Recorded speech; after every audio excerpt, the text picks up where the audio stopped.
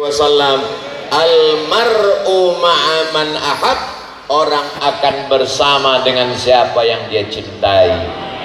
Maka kita akan bersama dengan Sayyidina wa Maulana wa Syafi'ina wa Zuhrina wa Qurrati a'yunina Muhammad sallallahu alaihi wasallam. Para kiai, para guru-guru saya mohon maaf tidak dapat saya sebutkan namanya satu persatu. Kalau tuan beli sepatu dibeli di Sungai Buluh, kalau saya sebutkan satu persatu bisa sampai waktu subuh. Oleh sebab itu mudah-mudahan para kiai, para guru memaafkan Al-Fakir Abdul Somad insyaallah. Amin ya rabbal alamin. Yang sama-sama kita hormati Raden Kiai Haji Muhammad Amin Rifki AMSH. Loh, tadi katanya nggak mau disebutkan, ini kok Ustaz sebut? Ada tulisannya di sana. Ketua Yayasan sekaligus pimpinan pengasuh Pondok Pesantren Mau'izul Amin Al-Islami. Ketika saya di Mesir dari tahun 1998 sampai tahun 2022, ada senior sahabat kakak kelas saya, beliau angkatan 96, beliau adalah Kiai Haji Dr. Ahmad Fauzi Tijani LCMA, pimpinan Pondok Pesantren Al-Amin Perenduan, hadir bersama kita. Mudah-mudahan para kiai kita dipanjangkan umur, ilmu mereka barokahnya melimpah bagi kita semua insyaallah. Allahumma matti'na bi asma'ina wa absarina wa quwwatina ma ahyaitana. Berikanlah kebaikan untuk kami, pendengaran kami, penglihatan kami yang kami pakai hari ini untuk tabligh akbar menjadi nilai amal soleh ya Allah. Ini di depan saya ada kamera, lambaikan semua tangannya ke kamera. Udah cukup, jangan lama-lama, nanti ketiaknya basah. Masya Allah, tabarakallah. Kalau tuan sakit kaki, jangan dipakai membersihkan laman. Mendengar pujian Romo Raden Kiai Haji Muhammad Amin Rifki, saya merasa terbang ke awan.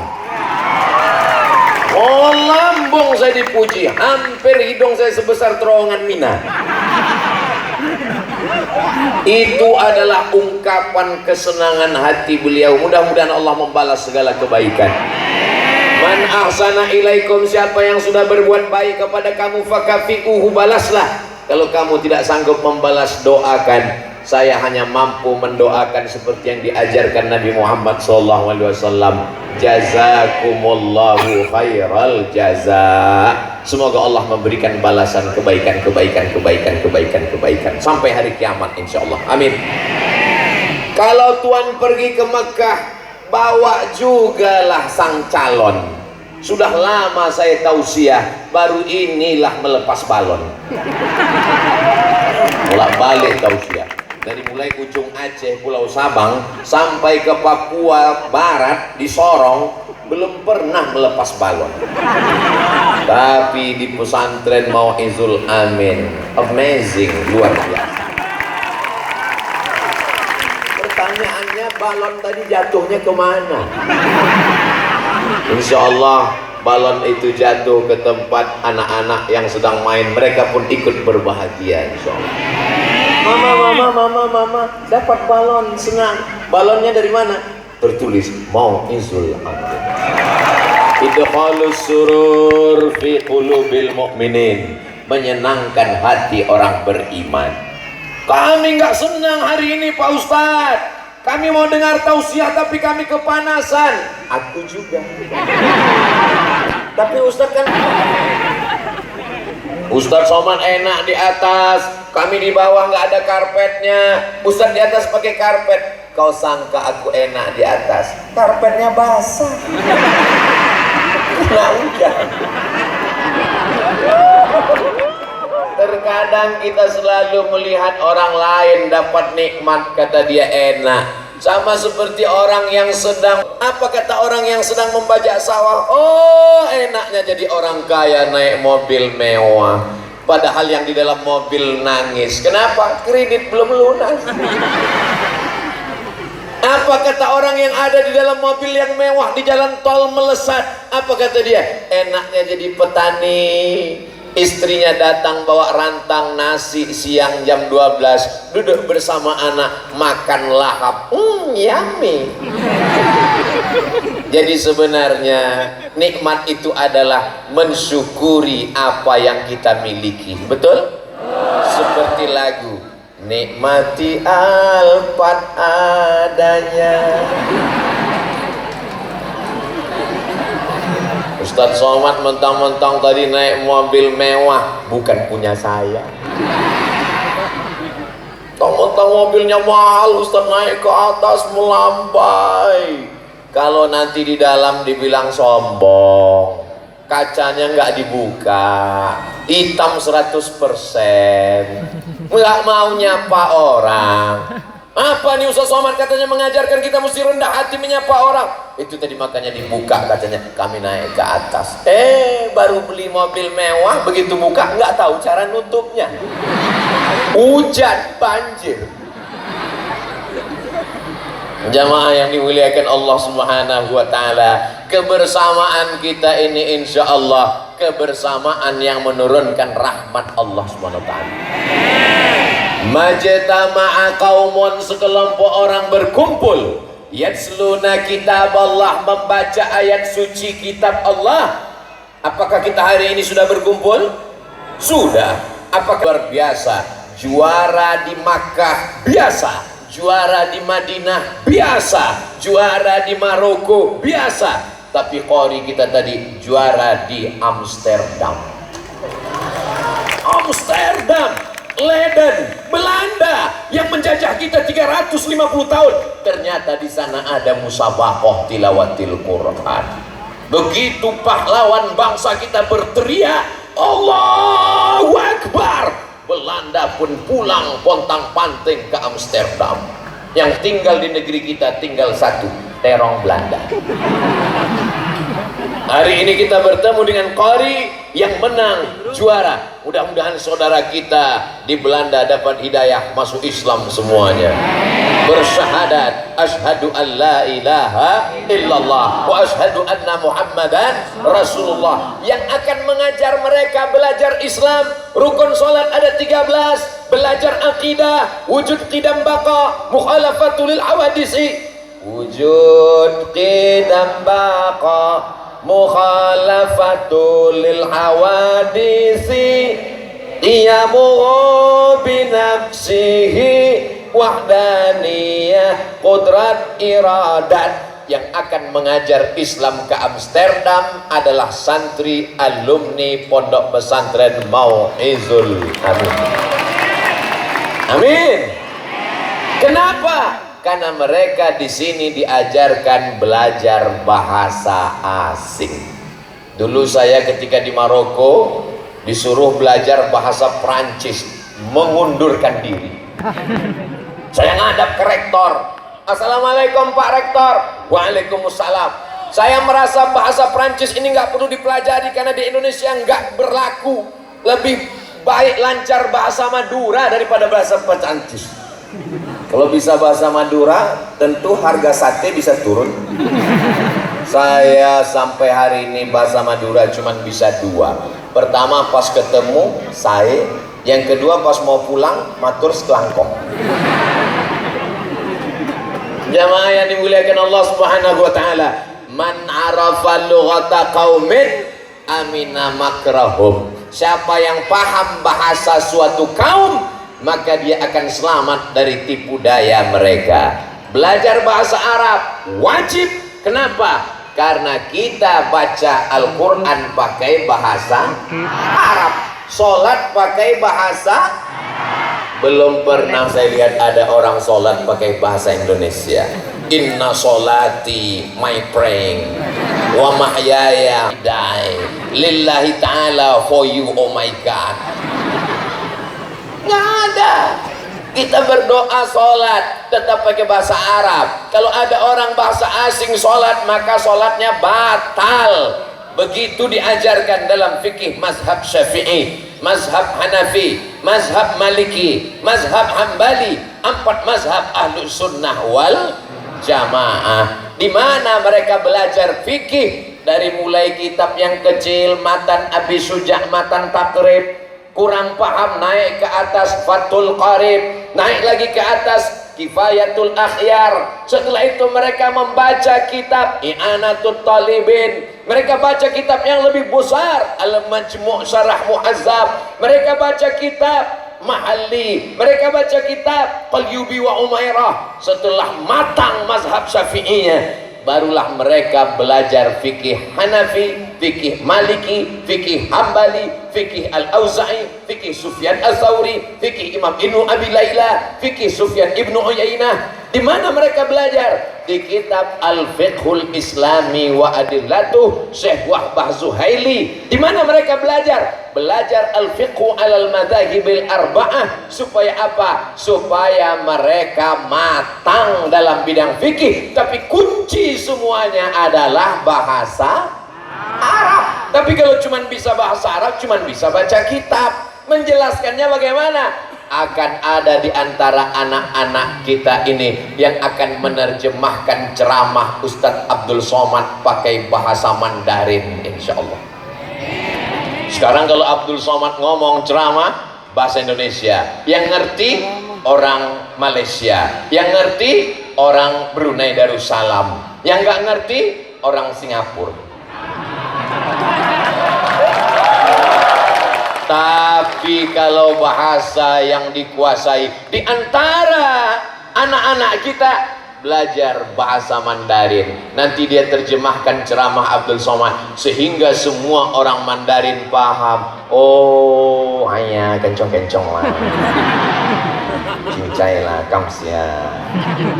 Lalu kemudian mereka pun menjelaskan, andai mereka tidak mendapat hidayah karena belum, paling tidak dia tidak akan membenci, tidak terprovokasi. Begitulah pentingnya bahasa. Siapa yang memahami bahasa, maka insya Allah dia akan selamat. Makanya ada satu hadis membingungkan, laisa mim birrim asyamum fim safar.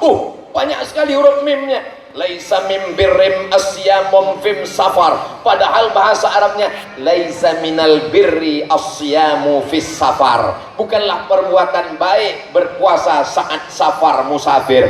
Ternyata Nabi ngomong bahasa himyar ketika dia ketemu dengan orang-orang himyar. Mohon maaf, Abdul Somad tidak menguasai bahasa asing. Tidak, yang dia pakai adalah bahasa persatuan dari Sabang sampai Papua, bahasa Indonesia. Jamaah yang dimuliakan Allah Subhanahu wa taala. Poin pertama adalah penguasaan kitab kuning dan pesantren Mau'izul Amin Al-Islami. Tamat dari sini insya Allah menguasai kitab kuning. Saudaraku dimanapun berada, selamatkan anak-anak kita. Jangan sampai tidak bisa baca kitab. Anda ingin belajar baca kitab cepat, hanya 6 bulan saja. Daftarkan segera ke pesantren Mau'izul Amin Al-Islam. Itu Ustaz tadi ngomong apa? Endorse. Mau ditaruh di mana? Dipotong videonya, dimasukkan ke Instagram. Supaya apa? Supaya semuanya tahu. Tapi Ustaz ceramahnya kan di pesantren. Memang ceramahnya di pesantren, tapi direkam. Hebatnya pesantren ini, yang pakai jilbab bukan cuma santrinya, kameranya pun pakai jilbab.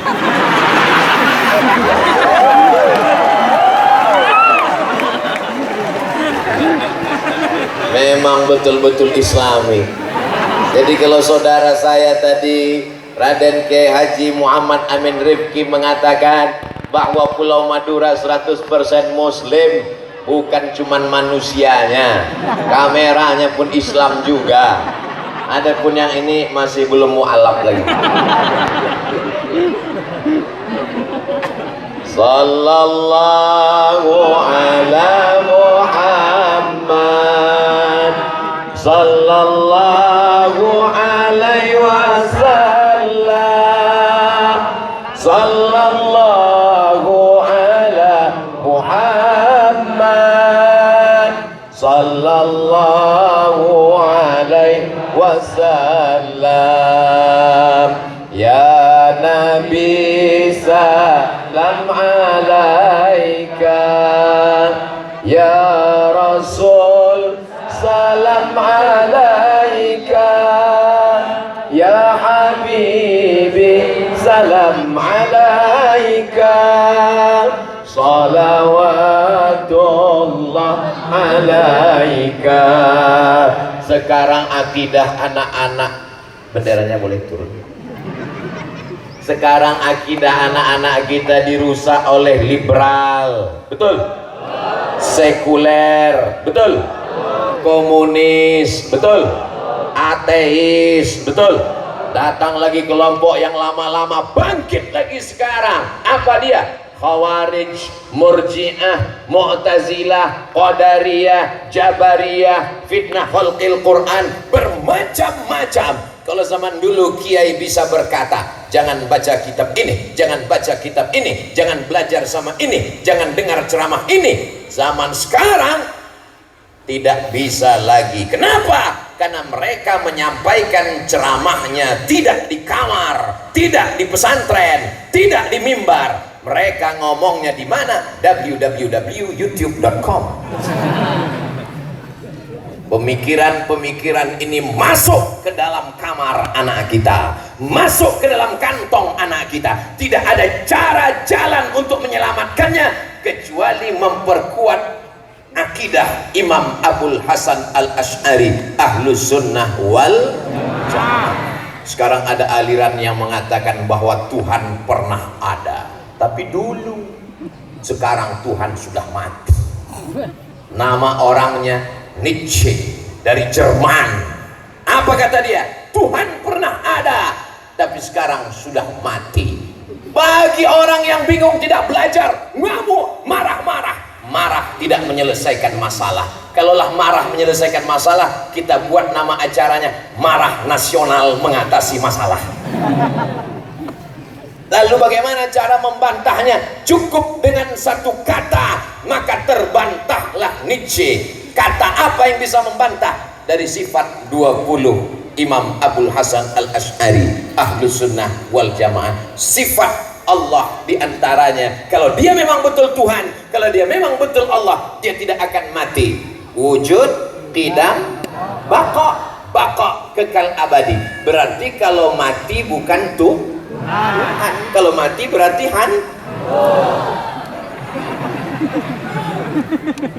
masa iya hantu mati? Iya Pak Ustadz, hantu itu kan berasal dari jin. Jin bisa mati apa enggak? Bisa.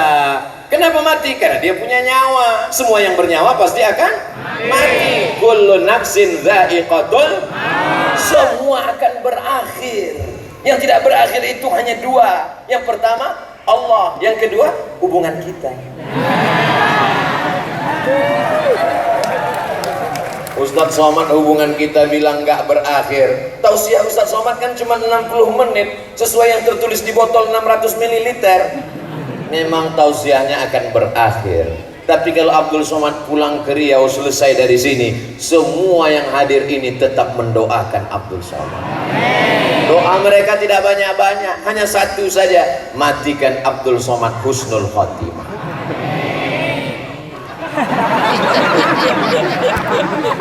Jamaah yang dimuliakan Allah SWT, itulah keinginan orang beriman. Hartanya banyak, ilmunya banyak, jabatannya tinggi, tak ada maknanya kalau mati su'ul khatimah.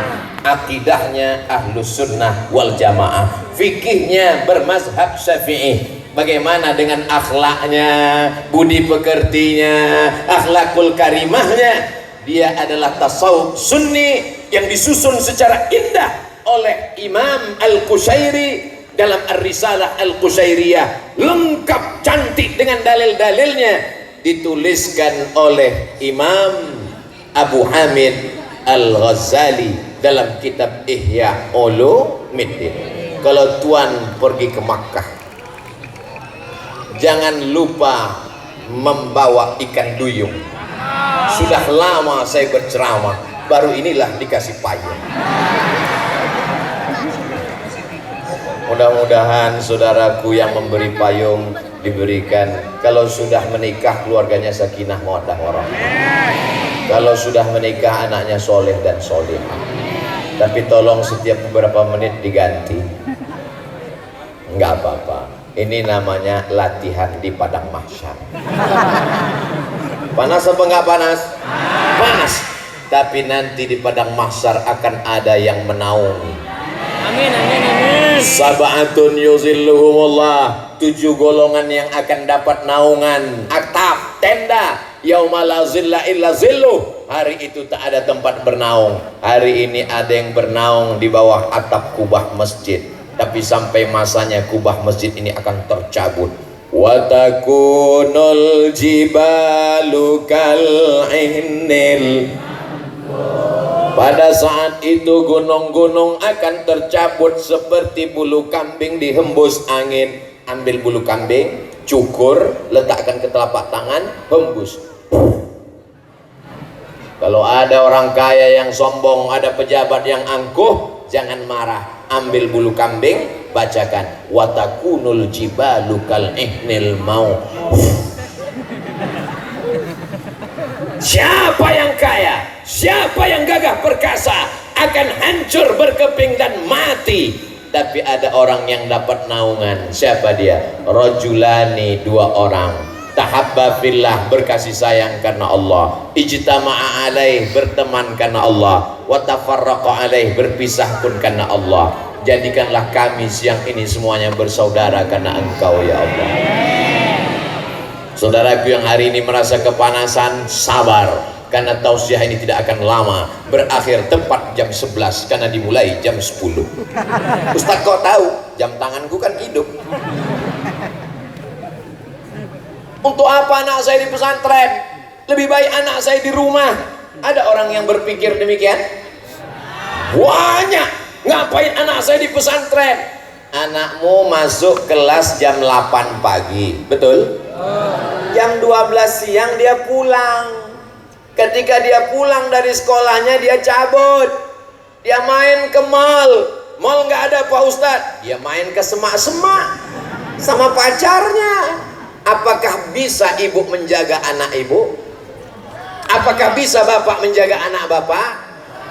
Tidak ada yang mampu menjaga anaknya. Tapi di pesantren dia dijaga. Kalau bahasa kampung saya 24 hours, 24 jam dia akan terjaga, terpelihara. Lihatlah anak-anakku yang perempuan, jilbabnya panjang. Ada satu yang nggak berjilbab. Oh, mohon maaf, kameramen. Jilbabnya panjang. Bahkan ada sebagian anak-anakku yang wajahnya tidak ingin terlihat, yang terlihat hanya matanya saja. Kenapa? Dia sedang menjaga yang tidak mahram. Kalau ada perempuan yang pakai cadar, dia bukan sok cantik. Kalau ada perempuan yang menutup kepalanya, dia bukan orang yang tidak open minded, berpikiran terbuka. Kalau ada yang memakai hijab, mereka bukan orang gurun. Karena aslinya orang gurun zaman jahiliyah tidak pakai baju. Jadi kalau ada orang menuduh orang pakai hijab orang gurun, ini adalah orang bodoh yang tidak membaca sejarah. Betul? Mereka adalah orang-orang yang mengamalkan sunnah Rasulullah Sallallahu Alaihi Wasallam. Jadi kalau ada orang mengejek hijab, mengejek cadar, maka mereka sudah mengejek Nabi Muhammad Sallallahu Alaihi Wasallam. Kalau mengejek Nabi berarti dikhawatirkan murtad. Karena di antara yang merusak keimanan 2 sendi, asyhadu an la ilaha illallah wa asyhadu anna Muhammadan Rasulullah. Nanti kalau anak saya pesantren paling-paling jadi kiai, anak saya nanti kalau pesantren paling-paling jadi ustad. Saya nggak mau anak saya jadi ustad nanti kurus kayak Ustadz Somad. Saya duduk di samping Pak Polisi. Apa kata Pak Polisi? Ustadz Somad, saya alumni pesantren Bata-Bata. Betul ada pesantren Bata-Bata. Alumni pesantren bisa jadi polisi. Kira-kira mana yang lebih efektif berdakwah? Ustadz apa polisi? Bingung adik-adik, mau jawab ustadz nanti ditangkap polisi, mau jawab polisi nanti ustadznya merajuk. Oke, kita kasih contoh. Ustadz Somad pulang ceramah jam 12 malam, ketemu sama orang mabuk. Somad, kau mau masuk surga? Masya Allah, tabarakallah. Mudah-mudahan yang ngasih tisu guru kita masuk surga dengan tisu-tisunya. Syukran ya, jazakumullah khairan, barakallahu fiik. Ustaz Somad pulang jam 12 malam, ketemu sama orang mabuk, sakau, pakai narkoba. Dia ngejek, Somad. Lalu Ustaz Somad ceramah, la ta'murunna bil ma'ruf wa la tanhauna 'anil munkar. Dia bukan takut, dia ketawa. Bayangkan kalau yang 12 malam itu adalah polisi yang alumni pesantren Bata-Bata. Ketemu sama orang mabuk ngejek, pesantren, ikut mabuk bersamaku. Pak polisi nggak marah, cukup dia cabut pistolnya. Apa ngomongnya? Langsung mabuknya hilang. Kira-kira efektif mana? Ceramah pakai ceramah, tausiah pakai khutbah, pakai tabligh akbar, atau pakai kekuasaan? Pakai kekuasaan. Alumni pesantren bisa jadi bupati? Bisa. Alumni pesantren bisa jadi gubernur? Bisa. Paling tidak jadi istri bupati. Jadi kalau ada orang mengatakan yang paling tinggi jabatan adalah gubernur, yang paling tinggi jabatan adalah bupati, salah. Karena bupati dan gubernur takut kepada istri. Maka yang paling tinggi jabatan adalah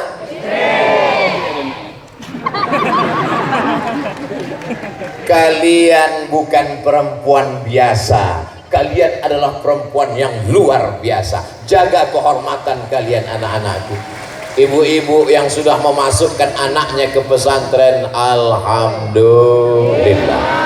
Yang belum memasukkan anaknya pesantren, anak kamu di pesantren? Enggak. Kenapa enggak di pesantren? Masih TK. Anakmu di pesantren? Enggak. Kenapa enggak di pesantren? Anakku mau hidup bebas. Rambut diciptakan Allah. Untuk apa kalau tidak dilihat manusia? Semakin terbuka, semakin modern. Kalau prinsipnya semakin terbuka, semakin modern, maka yang paling modern adalah bukan kata saya. Jamaah yang dimuliakan Allah, adik-adik saudaraku yang dimuliakan Allah Subhanahu wa taala. Jadi dengan yang saya sampaikan ini, semakin semangatlah hendaknya kita memasukkan anak-anak kita ke pondok pesantren. Dulu ketika terjadi pergolakan Partai Komunis Indonesia PKI, siapa yang paling banyak diserang? Pesantren. Siapa yang paling banyak dibunuh? Kiai. Kenapa? Karena mereka tahu yang bisa melawan aliran-aliran yang kafir, yang menjauhkan dari agama Allah, hanyalah benteng terakhirnya adalah pondok pesantren. Alhamdulillah, saya sekarang sedang berada di pondok pesantren. Inilah benteng Ahlus Sunnah wal Jamaah. Ke kanan ibu-ibu, ke kiri bapak-bapak, ke depan campur ibu-ibu, bapak-bapak, anak-anak. Naik ke atas, Masya Allah, paling atas santri-santri. Yarfa'illahu alladhina amanu minkum walladhina utul ilma darajat. Allah mengangkat derajat orang yang beriman, orang berilmu paling tinggi. Siapa yang nggak percaya, lihatlah. Masya Allah, tabarakallah. Ini semua akan menjadi saksi di hadapan Allah Subhanahu wa ta'ala. Allahumma salli ala Sayyidina Muhammad wa ashghili zalimin bizalimin wa akhrijna min bainihim zalimin wa ala alihi wa sahbihi ajma'in. Sallallahu rabbuna ala nuril mubin Ahmad al Mustafa Sayyidil Mursalin wa ala alihi wa sahbihi ajma'in wa ala alihi wa sahbihi ajma'in. Itulah nyanyian mereka ketika mereka nanti hamil 5 bulan.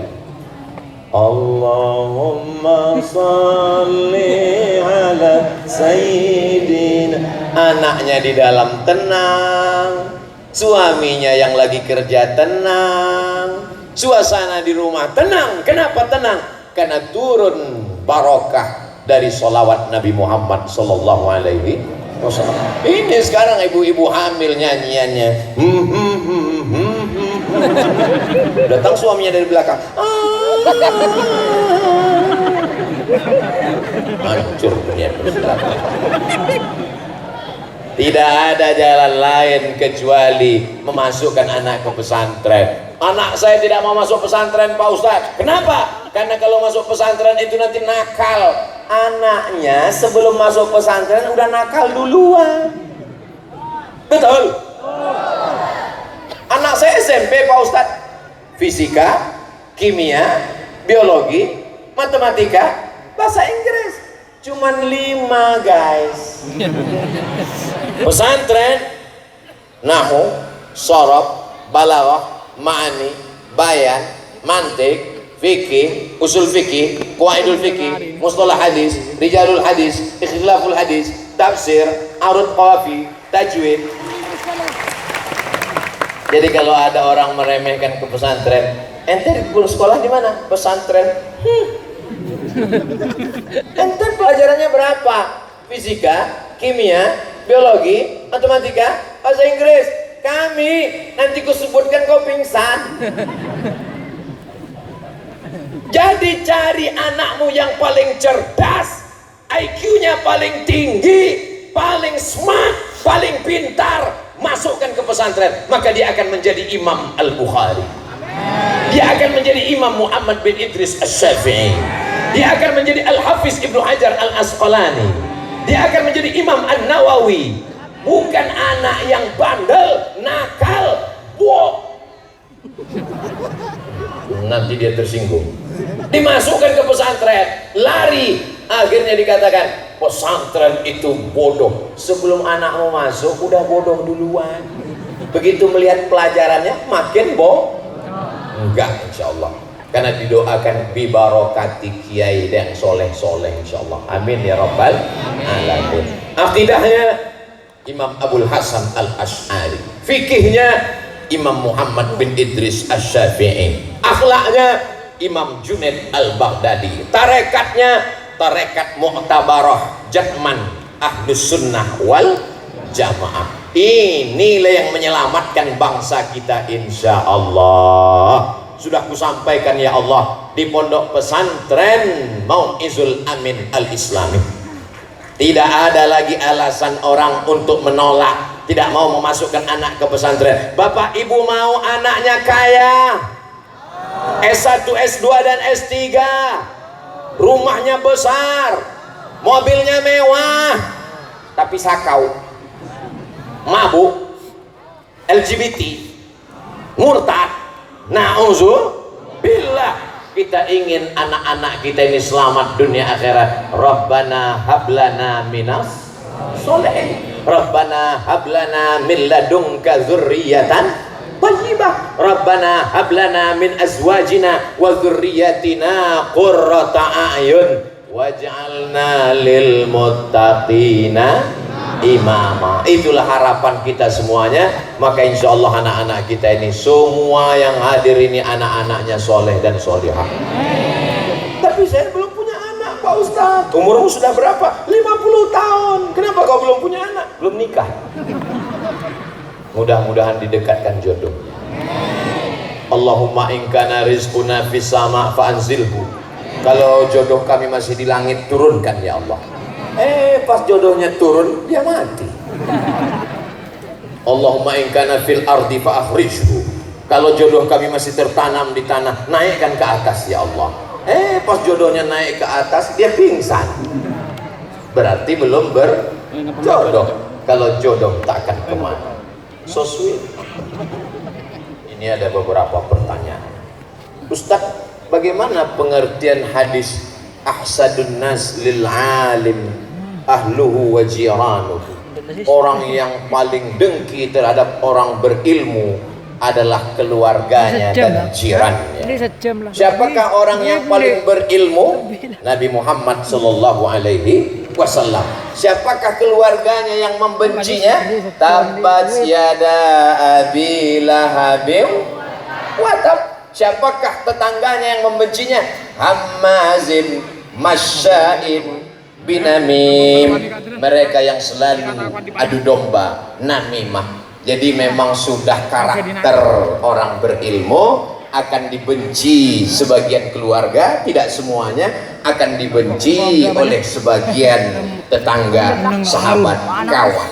Kalau engkau belum dibenci oleh sebagian keluarga, belum dimusuhi oleh teman, maka sesungguhnya buahnya belum matang. Biasanya buah duren, buah mangga itu dilempar orang ketika sudah matang atau masih putih. Ketika dia sudah agak menguning, sudah bau harum semerbak, itu baru dilempar orang. Jadi nanti kalau adik-adik sudah ada yang ngelempar, itu berarti udah mau tamat pondok, sudah hafal Quran, sudah hatam kitab kuning, maka insya Allah kita kuat menghadapinya. Karena selevel Nabi Muhammad SAW pun tidak semuanya sayang, pasti ada pembencinya. Kita diselamatkan karena selalu berdoa, wa min syarri hasidin idza hasad. Bagaimana hukumnya membaca bacaan sholawat di waktu tengah malam menggunakan pengeras suara sehingga mengganggu orang lain? Maka RT RW, Bapak Kades Kadus membuat peraturan setempat. Kalau jam 10 malam maka mikrofonnya pakai mic dalam. Kalau jam sekian, kebetulan di Pulau Madura azan subuhnya jam 4, 1 jam sebelum azan subuh jam 3 sudah tarhim dan baca Quran membangunkan orang. Assalatu wassalamu alaika ya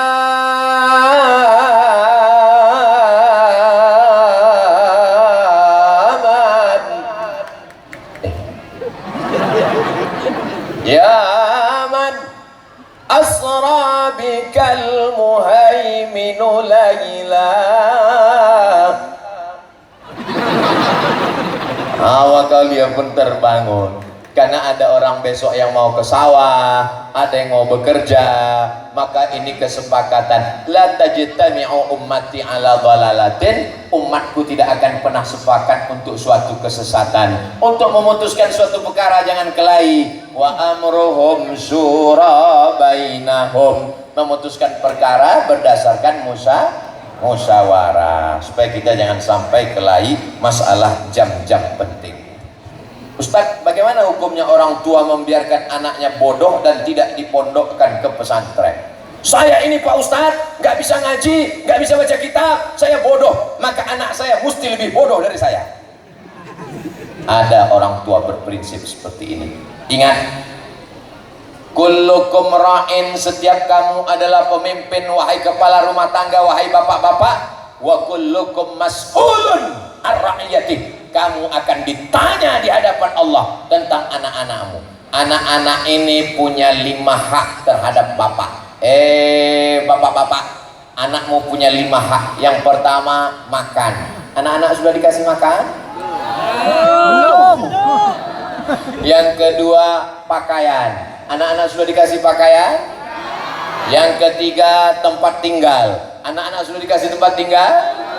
Yang keempat, pendidikan. Ayyu'allimahu idza balagha. Memberikan pendidikan yang layak. Kita tak sanggup mendidik mereka baca kitab tahfiz Quran bahasa asing, masukkan ke pesantren Mau'izul Amin Al-Islami sebelum tanggal penutupan berikut ini. Ya, iklannya setiap 15 menit sekali mesti ada iklan. Yang ke-5, perhatian. Anaknya pulang bawa kertas. Papa, ayah, ini nilaiku tinggi, nilaimu tinggi. Ayahnya main game online. Ya udah, pergi sana. Dia perlu diperhatikan, dia perlu direspon. Aku sekarang sudah hafal 5 juz ayat. Wow, menyenangkan hatinya. Nanti ayah belikan hadiah ya. Hadiahnya apa? Rahasia. Besok-besok dia datang bawa kardus besar. Begitu dibuka, kardus kecil. Dibuka, kotak kecil. Pas lihat lagi, cuman pena. Anaknya berkata, yang kulihat bukan hadiahnya, tapi siapa yang memberikannya. Luar biasa. Memang buah tidak jauh jatuh dari pohonnya, kecuali jatuhnya ke sungai atau dilarikan burung. Pak Ustadz, ada orang ahli ibadah tapi pelit. Seorang wali Allah, bukan wali band, bukan wali kelas, bukan wali murid, wali. Kalau dia bakhil, dicabut kewaliannya. Di antara ciri wali adalah saha, dermawan. Makanya Nabi Muhammad SAW, Sayyidul Anbiya wal Mursalin, Sayyidul Awwalina wal Akhirin, di antara sifat beliau adalah dermawan. Insya Allah anak-anak di pesantren memiliki sifat dermawan, karena mereka selalu bersama satu kamar, berbagi kasur, berbagi makanan. Kedermawanan ini diasah dari kecil. Dia tidak akan egois, insya Allah. Sombong, la yadkhulul jannah, tak masuk surga. Man kana fi qalbihi, siapa yang dalam hatinya mithqala habbatin min khardalin min kibrin, ada sombong sebesar biji sawi, insya Allah anak-anak pesantren tidak akan sombong. Kenapa? Mau anak pejabat, mau anak orang kaya, tetap ngantri. Kami dulu waktu di pondok ngantri, buka puasa, azan maghrib, ngantri panjang. Begitu sampai dekat mau ngambil nasi, azan isya. Maka angkuh sombongnya hilang, karena di pondok pesantren dia diajarkan menjadi masyarakat yang egaliter, berteman tidak pilih-pilih kawan, dia bersama dengan anak petani, dengan siapapun. Nah, ini penting kita ajarkan kepada anak-anak kita. Ada orang pendosa namun dia murah hati dan suka sodakoh, lebih baik mana Pak Ustaz? Dua-duanya nggak baik.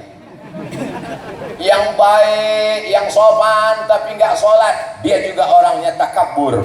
Kenapa? Karena kata Nabi, al-kibru, sombong itu adalah batarul haq wa ghamtun nas, menolak kebenaran dan menyepelekan orang lain. Yang baik adalah orang yang dermawan dan dia tetap sholat dan puasa. Orang yang sholat dan puasa tapi bakhil, sombong, angkuh, dia terjebak pada ritual ibadah. Dua-dua manusia ini mesti diperbaiki dengan dakwah. Mudah-mudahan mereka tersentuh dan mati dalam keadaan husnul khotimah, insyaallah. Amin.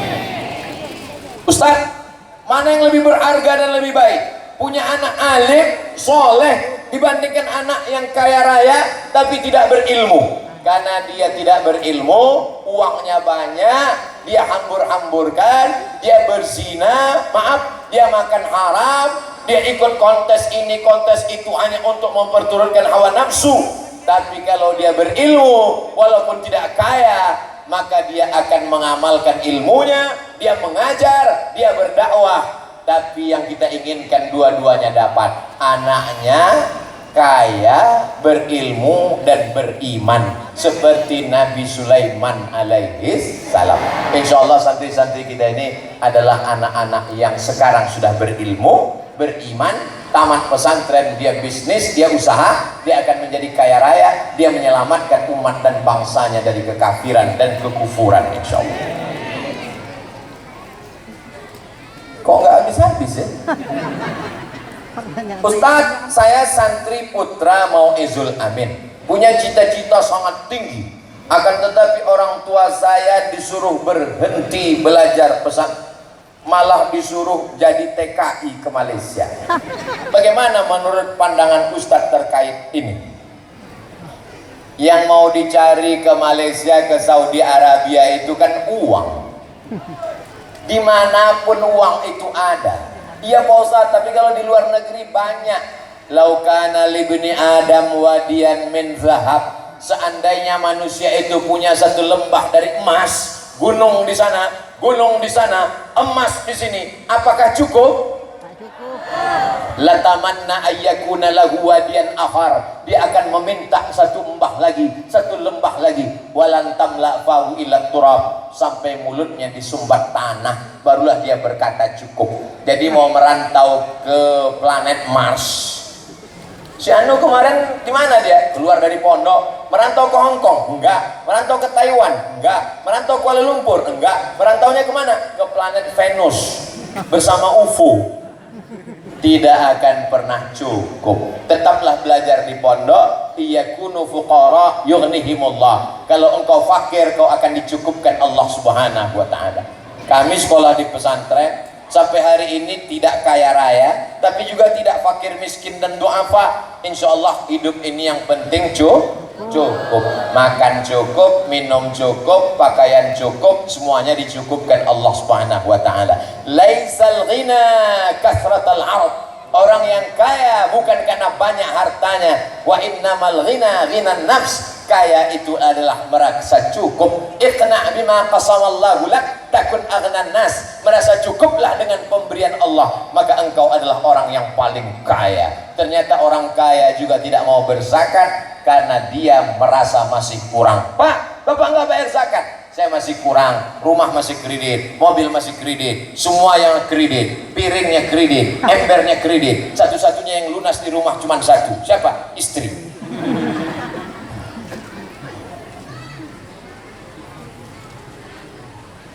Pak Ustadz, terakhir Ustadz, saya seorang awam.